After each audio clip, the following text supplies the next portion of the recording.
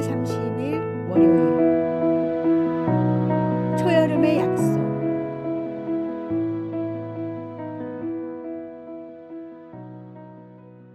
어느덧 6월의 마지막 날입니다. 창가로 들어오는 따스한 햇살과 푸른 잎사귀 사이로 불어오는 초여름의 바람이 한 달의 끝을 알립니다.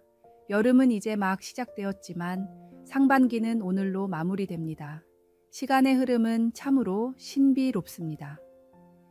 느릴 때도 있고 빠를 때도 있지만 결코 멈추지 않습니다. 올해 상반기를 돌아보며 우리는 스스로에게 물어볼 수 있습니다. 나는 지금 어디에 서 있는가? 지난 6개월 동안 내가 품었던 소망과 기도는 어떻게 되었는가? 어떤 분들에게는 기쁨과 감사의 시간이었을 것이고, 또 어떤 분들에게는 아픔과 시련의 시간이었을 수도 있습니다. 그러나 분명한 것은 하나님께서 그 모든 순간에 함께 하셨다는 사실입니다. 초여름의 푸른 잎사귀들이 가을의 열매를 약속하듯 우리의 현재는 미래의 열매를 약속합니다.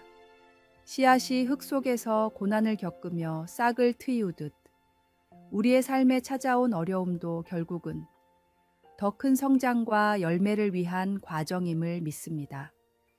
모든 것이 합력하여 선을 이루느니라는 말씀처럼 하나님께서는 우리 삶의 모든 순간을 선하게 인도하십니다.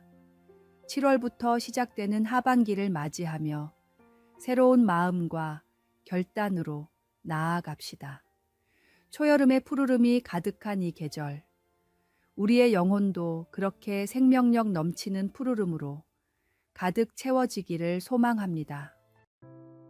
오늘의 말씀, 우리가 알거니와 하나님을 사랑하는 자, 곧 그의 뜻대로 부르심을 입은 자들에게는 모든 것이 합력하여 선을 이루느니라. 오늘의 만나, 감사의 제목을 하나씩 찾아보세요. 어려웠던 순간 속에서도 하나님의 손길을 발견할 수 있을 것입니다.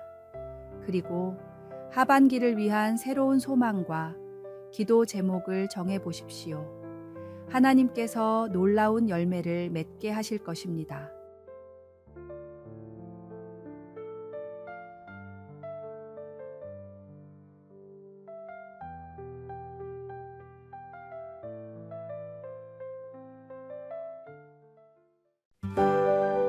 (7월 1일) 화요일 인생의 리셋 버튼. 7월이 시작되었습니다. 한 해의 정중앙에 서서 우리는 지나온 6개월을 돌아보고 앞으로 남은 6개월을 계획하게 됩니다. 이 시점은 마치 휴대폰 배터리가 50%일 때 충전을 시작하는 것과 같습니다. 절반은 소모되었지만 아직 절반이 남아있는 희망적인 상황입니다. 한 젊은 직장인이 있었습니다. 상반기 동안 꿈꾸던 프로젝트가 연달아 무산되고 승진도 미뤄졌습니다. 자신감은 바닥으로 떨어졌고 미래에 대한 불안감만 커져갔습니다.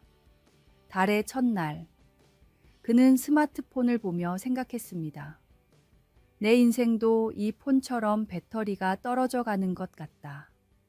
그때 화면에 배터리 50%, 절전 모드로 전환하시겠습니까? 라는 알림이 떴습니다. 그는 깨달았습니다. 절전 모드가 아니라 고속 충전 모드가 필요한 때라는 것을요. 그날부터 그는 새로운 기술을 배우고 다른 부서 동료들과 네트워킹을 시작했습니다. 자신을 위한 투자를 멈추지 않았더니 하반기에 그는 완전히 새로운 분야에서 빛을 발하게 되었습니다. 한 해의 하반기에 접어드는 7월은 우리 인생의 리셋 버튼과 같습니다. 상반기에 실패나 아쉬움이 있더라도 하나님께서는 언제나 새로운 에너지로 우리를 충전해 주십니다. 한 해의 중심에서 우리는 다시 한번 주님께 우리의 마음과 계획을 업데이트할 수 있습니다. 과거의 실수는 경험이 되고 미래의 계획은 소망이 됩니다. 오늘의 말씀. 보라, 내가 새 일을 행하리니 이제 나타낼 것이라. 너희가 그것을 알지 못하겠느냐? 반드시 내가 광야의 길을, 사막의 강을 내리니 오늘의 만나. 지나간 오류는 삭제하고 새로운 비전을 다운로드하며 다시 시작하는 용기를 주님께 구해봅시다.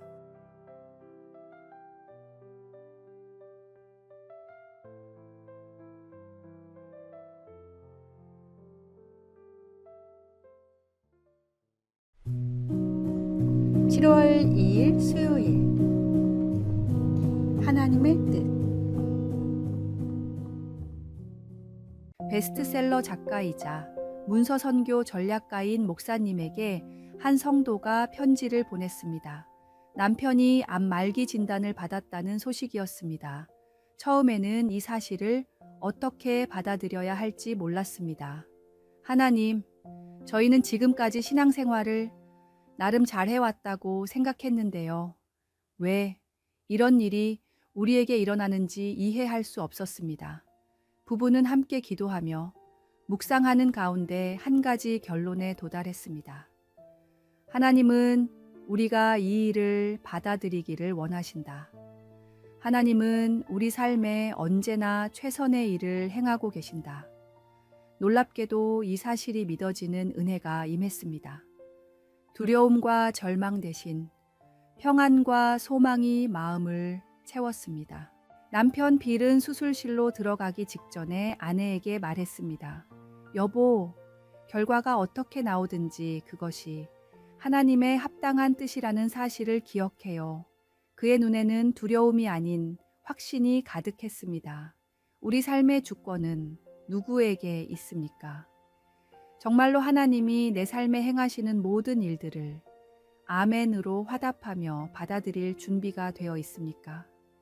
우리가 바라는 삶과 기준에 하나님을 끌어다 맞추지 말고 하나님의 크신 계획 가운데 오직 순종함으로 그 가운데 주시는 은혜를 누리십시오.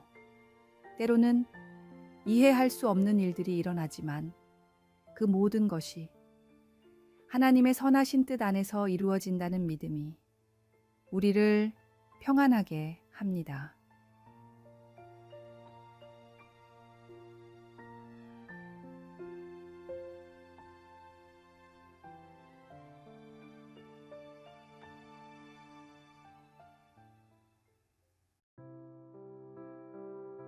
오늘의 말씀. 우리가 알거니와 하나님을 사랑하는 자, 곧 그의 뜻대로 부르심을 입은 자들에게는 모든 것이 합력하여 선을 이루느니라. 오늘의 만나. 하나님의 크신 계획을 신뢰하며 모든 상황을 순종의 마음으로 받아들이는 믿음을 구해봅시다.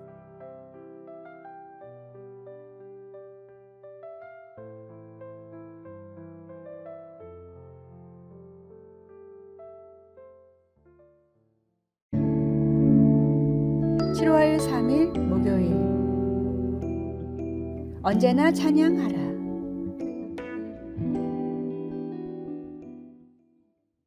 이사야서에는 하나님이 인간을 창조하신 목적이 찬양받기 위함이라고 기록되어 있습니다.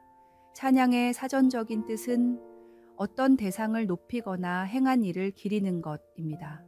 한마디로 우리는 하나님을 높이고 하나님이 행하신 일을 기리기 위해 지음받았습니다.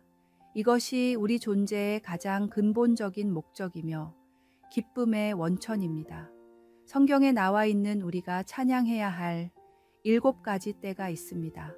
하나님의 도움을 경험했을 때, 헌금을 드릴 때, 큰 복과 축복을 경험했을 때, 고난을 당했을 때, 기쁜 일을 경험할 때, 예배 드릴 때, 그리고 매일 영원토록입니다. 좋을 때만 찬양하는 것이 아니라 모든 때에 찬양하라고 하나님께서 명령하신 것입니다.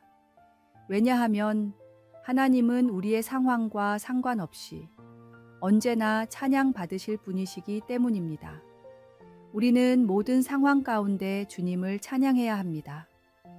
옥에 갇힌 바울과 실라가 주님을 찬양할 때 옥문이 열리는 기적이 일어났듯이 우리가 어떤 상황이든지 주님을 찬양할 때 기적이 일어납니다. 주님은 우리가 기쁠 때나 슬플 때나 감정과 환경에 상관없이 영원히 찬양받으실 존귀하신 분입니다. 찬양은 단순한 노래가 아니라 하나님께 대한 우리의 고백이며 믿음의 표현입니다. 오늘의 말씀. 이 백성은 내가 나를 위하여 지었나니 나를 찬송하게 하려 함이니라. 오늘의 만나. 오늘 하루 어떤 상황에서든 주님을 찬양하는 마음을 잃지 않도록 기도해 봅시다.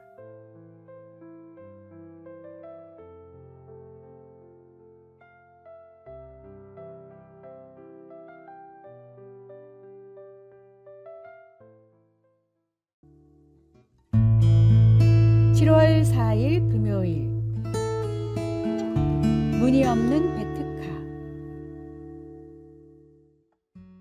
영화 배트맨은 20년 만에 새롭게 등장하는 히어로 영화였습니다.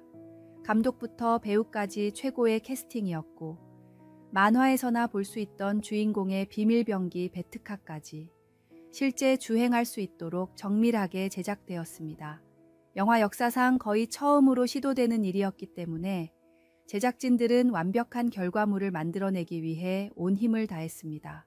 제작진은 차를 완성하자마자 팀 버튼 감독에게 차를 보여주며 한껏 자랑했습니다. 제작진이 만든 베트카는 만화에서 보던 것과 똑같이 정교했습니다. 세부적인 디테일 하나하나까지 완벽하게 재현된 멋진 작품이었습니다. 그런데 한참 동안 차를 살펴보던 팀 버튼 감독이 제작진에게 물었습니다. 그런데 이 차는 어떻게 탈 수 있나요? 제작진은 외관을 정교하게 만드느라 문 만드는 것을 깜박했다는 사실을 그제야 깨달았습니다. 결국 제작진은 차의 외관을 완전히 교체하고 문을 새로 만들었습니다. 시간과 비용이 엄청나게 들었지만 어쩔 수 없는 선택이었습니다. 아무리 잘 만든 차라도 문이 없으면 탈 수 없는 고철일 뿐입니다.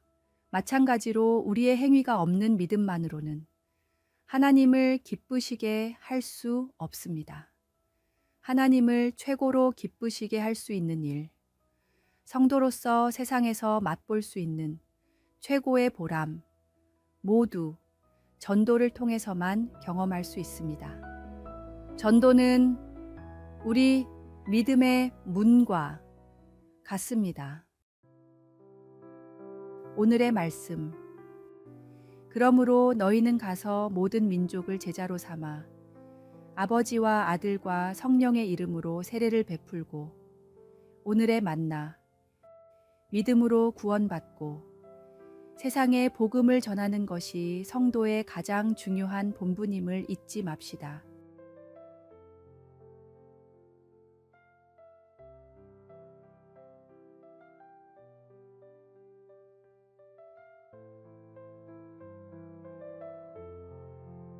아래의 빨간색 글자 구독을 누르시어 더 많은 전도의 열매를 맺으시기를 기도합니다.